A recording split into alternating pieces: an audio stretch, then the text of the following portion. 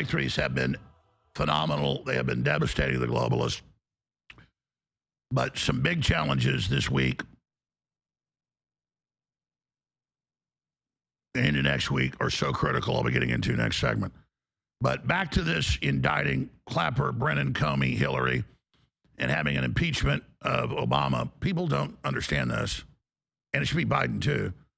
You can have an impeachment after they're out of office and strip them of their presidency and their immunity.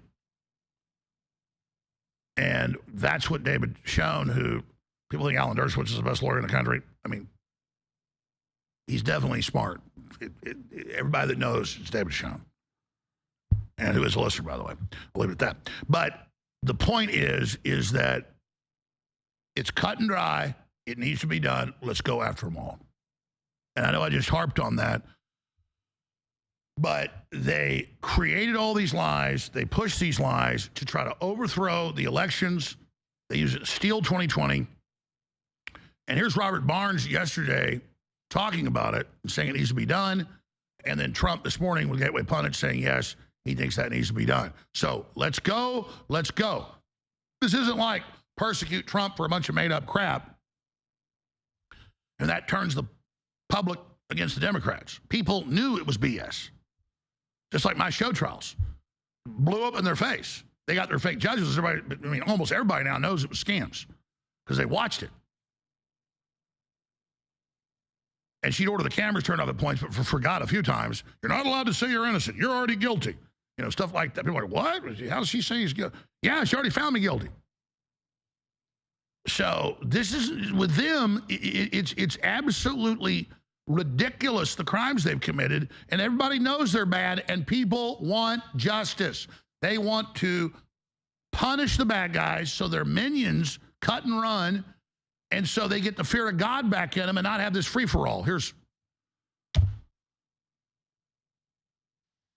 We either deep six the deep state or the deep state deep sixes us. And for President Trump, either he drains the swamp or the swamp will drain him. I recommend going through the impeachment route. I think that constitutionally that's the proper protocol for a president or vice president anyway. So impeach them. I mean, that's great for the midterms. They go through an impeachment proceeding, disclose it publicly, everything that went on in the House, go through the impeach Barack Hussein Obama, impeach Joe Biden. Yeah, people don't know. You can impeach somebody after the fact. That means pull their presidential immunity, remove their presidential immunity by defrocking them. Exactly. And publicly exposing this for once and for all, and that there be some consequence for all of this. And so that's one parallel track. If Trump could get that done, they would win 100 seats in the House. Correct. It would be a massive way. I mean, it's what the public is begging for is cleaning up this corruption once and for all. And we need accountability and consequence. We remember back in the late 1970s, we're on the verge of some consequence from the MK Ultra disclosures, from the Assassinations Committee, all of those things by Frank Church's Select Committee on Intelligence. And then all of a sudden it all got cleaned up in the early 80s with the Iran-Contra hostage deal that the Reagan administration secretly cut, and they put the deep state back in charge. And they have never faced consequences ever since. And they almost assassinated Reagan, so Reagan got the message to back off and let Poppy Bush run the show on the intelligence side of the equation, and that's what happened, as he had done previously. And then at the same time, and then brought in people like Barr, Mueller, all those guys go back to that time period. Comey, to a certain degree, goes back to that time period. But on the other track, they can bring all the criminal indictments that they need by simply having the right people assigned the strike force, have the right-wing versions of honest versions of Andrew Weissman assigned to this, bulldogs who understand criminal law, know how to go after these people, do not do the case in the District of Corruption, take the case down to the Southern District of Florida, whereas we explained at the time, Alex, I mean, we talked about what that was attempted another cover-up. The raid on President Trump's house was to grab the files so they could permanently destroy them. All right, we'll be right back on the economy. International banks love to fund both sides of a war, and we'll explain why coming up when I play those clips in the fourth hour. But it's just wild to see these attacks when Tucker's just exposing the private Federal Reserve, because here's the key. The private Federal Reserve had an audit in 1913 when Congress passed the Federal Reserve Act. They demanded who owned it. And 80+% was owned by European shareholders, the majority of it Rothschilds. There's not been an audit since then. That's 100+ years. What, 112 years? So when Jerome Powell will not cut interest rates, but he's part of the same private central bank that owns the British central bank, the Canadian central bank, the EU central bank, the German central bank. They're all private. It's the same shareholders. And they give them interest rate cuts, but not us. It's illustrative of how this is an attack on America. So that's coming up. But I wanted to get Dr. Kirk Elliott on because he's loaded for bear on all these big articles about this bubble, ripe for AI.com bust, bigger than we saw in the .com bubble busting. All these key deadlines coming up. We also have the European Central Bank head admits that without CBDC, central bankers risk becoming obsolete, and they're going to use these to control our every action. This is very, very dangerous. So there's a lot, of just intense economic news breaking. So I wanted to get renowned economist and theologian and the owner of the largest silver and gold brokerage in North America, because they have the best deals, the best service, the best quality. It's very simple. They sell wholesale to you. So you know the price of wholesale daily and you get it and you can sell it back for no charge. Nobody big does that. There's no brainer where to go. Kirk Elliott Precious Metals. We'll put it on screen, kepm.com/gold to make sure we get the credit for your support. kepm.com/gold, 720-605-3900. If you'd have bought gold and silver in the last 14 months, he's been our sponsor. That is the best performing asset overall. But he's also pro-crypto, and what Trump has done has supercharged that. So we'll hit that. So Dr. Elliott, there's a lot of places to go here. We'll probably give you about 40 after or so. So I want to try to let you get to it. But first off, in general, since Liberation Day in April, I would say as a layperson, Trump's trade plan is overperforming with the EU capitulating, Japan, Indonesia. It just goes on and on. And 3% growth rates, inflation slowing, energy prices going down. It's still terrible, but we definitely see the course changing. Do you agree with that statement, or is that accurate? I totally agree with that statement. It's this pendulum shifting moment. And this morning I walk into the office, turn on Bloomberg, and sure enough, the GDP number is up 3%. You know what, Alex? The economists were shocked. It's like, can't believe it went up 3% in the second quarter. And honestly, I couldn't believe it either. It was like, okay, this is really quite good. And then I started thinking, Trump is winning so big, Alex, so big that the economists of the world, the banksters, everybody's like, what are we going to do? He's actually upsetting our globalist apple cart here, right? And so when you look at some of the wins that he's had, they're out of this world big, and you cover them all the time. But, way back earlier in the year, when the tariffs were kind of all the news, and people said, oh, these tariffs, these are stupid, and this is going to destroy the middle class, and it's going to hurt Americans. We have to realize tariffs do two things. Number one, they're a revenue generating arm where you tax foreign governments and other countries to sell to wealthy Americans. Okay, that's one. The other one, it's a negotiating tool, right? It's like, why do we hold all the cards in all of these? Because we're America. If we were a small, dinky country, we wouldn't hold any cards. But when Trump puts on the table, hey, we are going to slap tariffs on all your goods, and you're going to hurt your own economies unless you capitulate, well, then ultimately that negotiating power is going to win, level out the playing field. This is what's starting to happen and why Trump is being so successful. So just this week, right? Well, actually going into last week up until now, what are the two big, massive tariff wins? Number one, Japan, one of the largest manufacturers in the world. What comes from Japan? Sony, Panasonic, Honda, Toyota, Lexus, Infiniti. You look at these Nissans, you look at these, there's a lot of big manufacturers. What did Trump accomplish? Okay, so what Trump accomplished with Japan is so good. $550 billion direct investment into the United States economy from Japan, 0% tariffs on American goods being sold to Japan, and a 15% reciprocal tariff on Japan on all of their stuff being sold to America. It's like, what? How does this make sense for Japan? Tell you how it makes sense for Japan.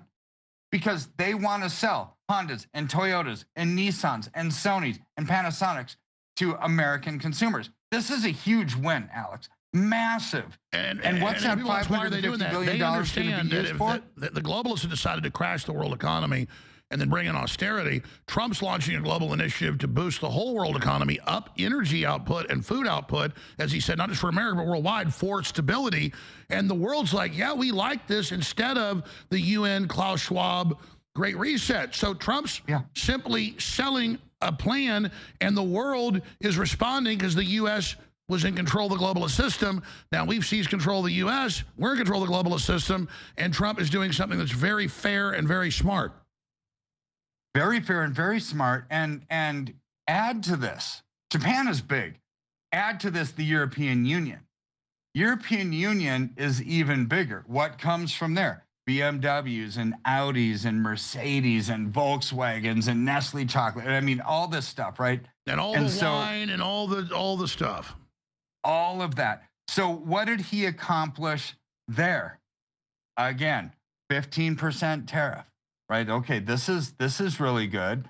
They're also going to buy $750 billion of energy from America. We've got 0% tariffs on American goods going into Europe. Again, why would they ever say something like this is a good idea for us? Because they want to sell to us. See, this is going to be so good because these direct investments, they are going to be building factories, Hondas and Toyotas and Nissans and BMWs. You know, when they direct investment into America, they're going to be doing You're something explaining why this is working, but they don't know what to do in the corporate media now. And then now the dollar is shooting up against the euro, which it had dropped dangerously. You'd predict it would drop quite a bit. Now it's starting to go back up. Why do we see these headlines? Why a make it or break it week looms for the U.S. economy? What do you expect Powell to do after Trump's put so much pressure on him? Euro suffers steepest one-day drop against dollar since May as U.S.-EU deal. How does that factor in? Well, the Fed is meeting today. They will have their announcement after I'm off the air with you in a couple of hours. And you know what? Powell is probably not going to lower interest rates again. Even after Trump, it just keeps pounding on him, saying how he's slow and not doing what's right for America, and he's going to cause a recession. And Americans need to be able to afford to finance homes, right? I mean, this is all part of what Trump is doing to make America great. You predicted it right in the last 14 months every time that he would keep them there. And Trump has said he thinks he will lower them today. You think Powell will still buck it? I don't think he's going to lower them today. I mean, I pray to God that I'm wrong. I pray to God that I'm wrong because America needs him to lower interest rates. Here's the ramifications and why I think that this is so political, Alex, because Powell is not going to get blamed for a recession. Trump will. If you don't lower interest rates, you could go into a recession. After all these amazing wins, it's going to tarnish Trump. And we've got midterm elections next year. People vote with their wallets, right? So if you can keep this economy sluggish and slow, the globalists think they've got it over sure, Trump, right? That's their plan. So, but even after he went to the Fed building where they have 3.1 billion overruns and Powell's been caught lying to Congress, even after that, you think Powell will continue to do this? That's my guess. That's my guess because unless he's completely buffaloing people, right? I mean, you have to stay silent right before these meetings, and so there's nothing that's really being said. But the things that he said prior to this leads me to believe he's not going to lower them. Right now, we might be trying to trick everybody, but I don't think. No, I think you're right. So what does that do to the economy? He can't be gotten rid of until next year. If he doesn't lower interest rates, the economy doesn't have the muscle that Trump is giving it.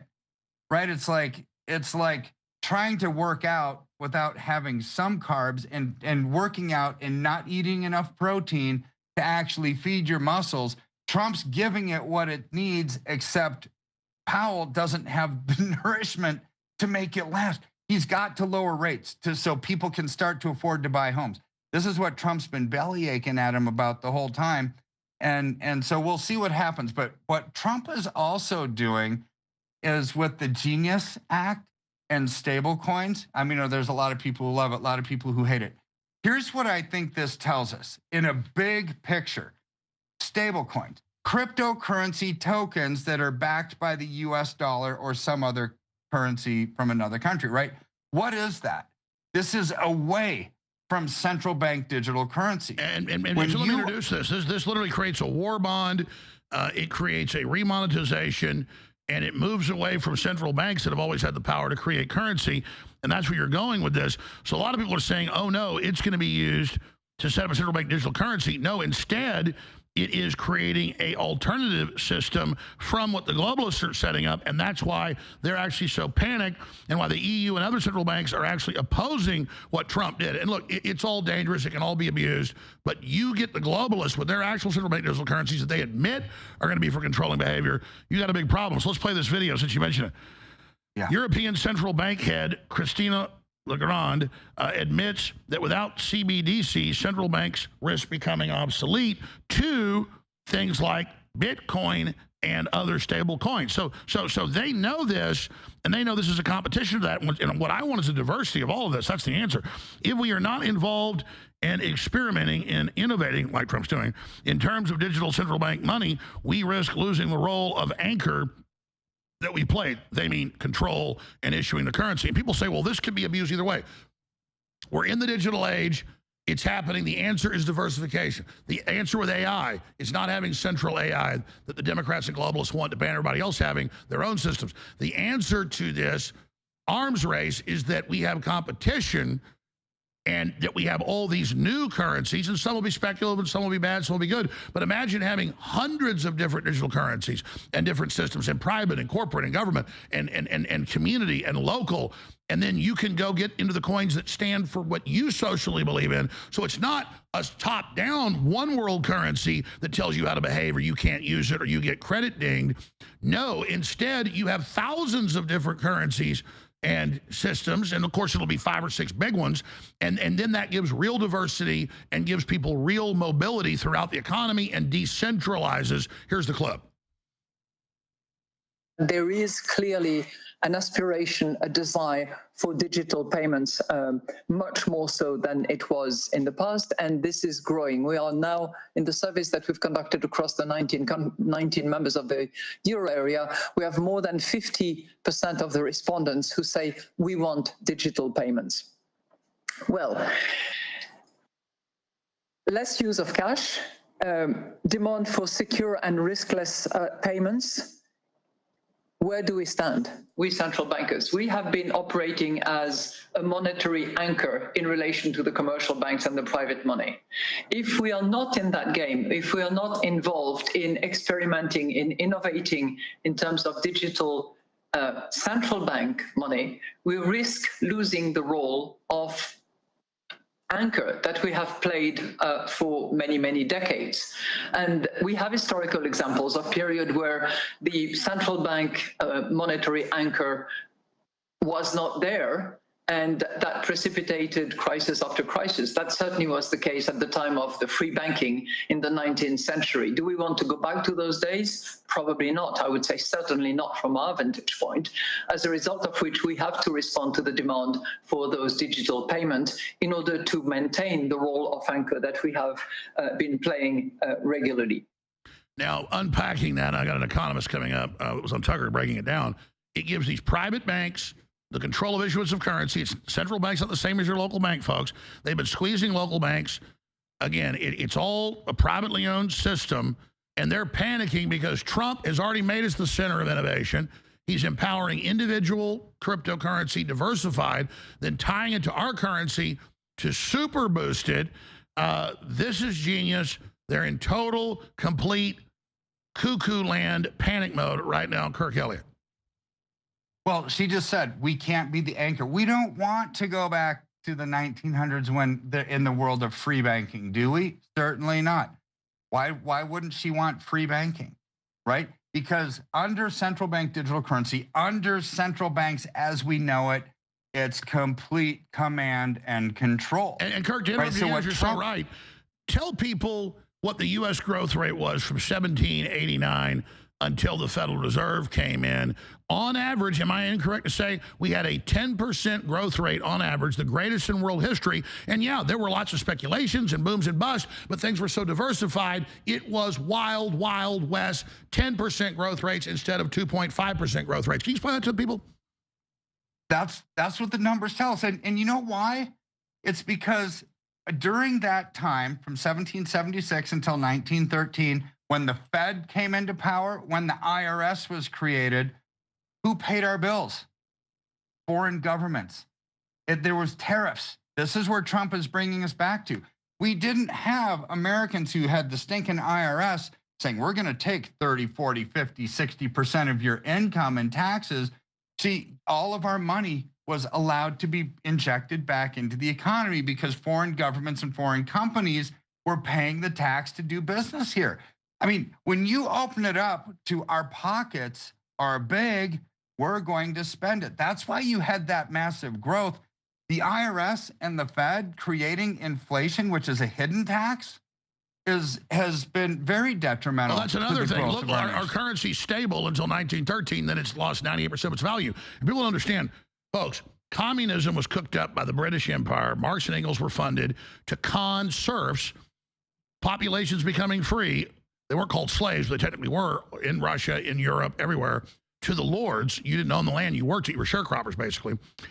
And they had to have a way to con them back in. It's in the Communist Manifesto. The income tax didn't exist until that. It literally is a communist operation given to you by the central banks who want to rule you. This is feudalism. Yeah, I mean, progressive income tax especially, which is what we have. The more money you make, the higher your taxes. That's one of the specific 10 planks of the Communist Manifesto, right? Because it drives business incentive away. It sends it to other countries. See, what they're doing, Alex, and is so counterproductive for American growth. What Trump is doing here with the stable coins, don't listen to the nonsense. This is so good for America because it's creating an alternative private currency system. This is what stable coins issued by Tether or Circle or PayPal or Trump's coin or Ripple's, their new US dollar stable coin. This is the alternative system that's on a decentralized blockchain and private that gets us away from CBDCs. And you got the which is why you've got the Federal Reserve. When you see the European Central Bank, that's the Federal Reserve, pissed about it. I mean, the Nation of Islam can have their own. The NFL can have their own. The white supremacists can have their own. The Larabi, anybody, good, bad, whatever. This is decentralization. It is. And this is how Trump can actually be behind a stablecoin act and the Genius Act and still say, we are not going to have CBDCs in America. It's like people say, well, the creation of that is a CBDC. It's like, no, it's not. It's the alternative to CBDC. See, and when Martin you have Armstrong explained this last week. It's not, people misunderstood it. And I kind of jumped the gun and because I like folks were bringing it up and you could see it as that, but that's not what it is. That's not what it is. And the bigger picture, Alex, is gold and silver, stable coins, cryptocurrency, they're all thriving right now because it's an alternative to something that people don't trust, which is the central banks and banking in general. That's right. And Trump is innovating on the leading edge of real populist revolution. I mean, just on the economy, folks, he's like a 100. I mean, it's just spectacular. Know the effects of. And I want to take your phone calls on Trump and your report card on him, the Epstein stuff, the economy, my take on where this is going, what's happening. We can also talk about something I haven't gotten to. I mentioned it, but it really should have been my top story. Really should have been my top story. I've already seen the signs of this, and it's standard procedure if a president's actually in charge and a government that we've been backing doesn't do what we want, the U.S. government does regime change. And most of the time it's been done for evil purposes. But Zelensky needs to be removed. Ukraine needs to have free elections. We need to end this potentially world-ending war. And Russia has come out and leaked, and I don't just believe the Russians, but most of the time their intel leaks are accurate. Right before they invaded Ukraine 3.5 years ago, they're like, we are not invading. I'm like, yeah, you are. It was on national TV. They're like, we end the interview now. The Russians are actually not very good liars.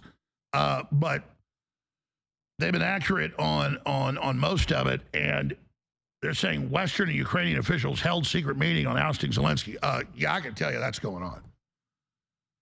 And then I talk to my sources, and they go, how do you know that? Who told you that? And I'm like, I figured it out. Well, you're good at that. Yep, sounds like you know what you're talking about. Well, is that going on? Well, Alex, I think you already know the answer. Thank you. And then what do you think about this? You know, they'll ask me. So I don't reach out to all these sources, usually even get information. I reach out to ask them what they think. And it's because they've been such good sources in the past. And then they'll ask, well, what do you think? And more than 9 times out of 10, we're right. Because our head's in the game. So we can discuss all this and more.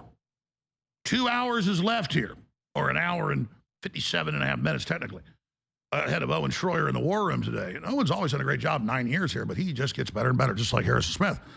The war room coming up 3 p.m. Central, infowars.com/show. Man.video, but they can shut that down, so be sure and follow us on X, Alex Jones, and more. But I said I'd hit this, and I hit it a little bit in the first hour, but I'm going to hit it when we come back. And that is the Jewish settlers, some of them, are not just burning out and killing the Palestinians that are left. And I don't support that, even though I think Islam's a cancer. Well, where's it supposed to be if not where it's been? So, you know, kill Hamas, kill Hezbollah, whatever. Don't blow up 5-year-olds. You know, snipers laugh and shoot 8-year-old kids and stuff. It's just, it's evil. It's wrong. You're like, well, Islam's bad. Okay, so you're going to act just like it? So now they're burning up and blowing up just on a daily basis the few churches left. And then, oh, it's an accident. And then later, of course, it's not an accident. Oh, we firebombed this on accident. Oh, we dropped a bomb on accident. Oh, yeah. Oh, these Christian aid trucks. We just shot missiles right through the sunroofs of a bunch of cars perfectly on accident. Oh, yeah, right. Tiger Woods just hit a hole-in-one by accident, Oh, we just stood down for 7.5 hours on October 7th by accident, but we have this incredible military, which you do. Just stop it. Oopsie, we're going to stop the settlers burning up the last Christians, firebombing their houses. And even the U.S. ambassador, Huckabee, who is a Christian Zionist, is like sending them letters saying, stop. And they're like, we're going to push all Gentiles out. He's like, people are learning about that. It's going to cut off all the churches sending you the money, dumbass. And Netanyahu apologizes, and then the Israeli settlers burn down more churches. So we knew that was coming. Trump needs to start beating the drum to have Congress repeal the Federal Reserve Act. Because it's true, Trump has no authority over it other than being able to appoint Fed chairmen to their terms. And again, that's the New York Fed is the actual board of the private bank. The 12 offices are a private, but it's a Treasury interface and does real stuff for the U.S. banking system, collects the money, ships the money out, does all that. So that's all legitimate, but it's functions the Treasury should be doing. And it does it in conjunction. So they try to confuse you with their Fed education about it. Oh, look, we do this. Yeah, you do that, but the people running the policy are in New York, and that's why you have all these other Fed chairmen, co-chairs around the country constantly complaining about it because they actually, most of them are good. I mean, you could, but the head of Texas, the head of, the different regional banks, based in Texas, I mean, it sounds like me or Ron Paul when you listen to what they put out. They're like, the Federal Reserve out of New York is shutting down all the local banks and killing liquidity, and this is BS. Because they got their foot on our neck. And still the average American doesn't know the Federal Reserve is private.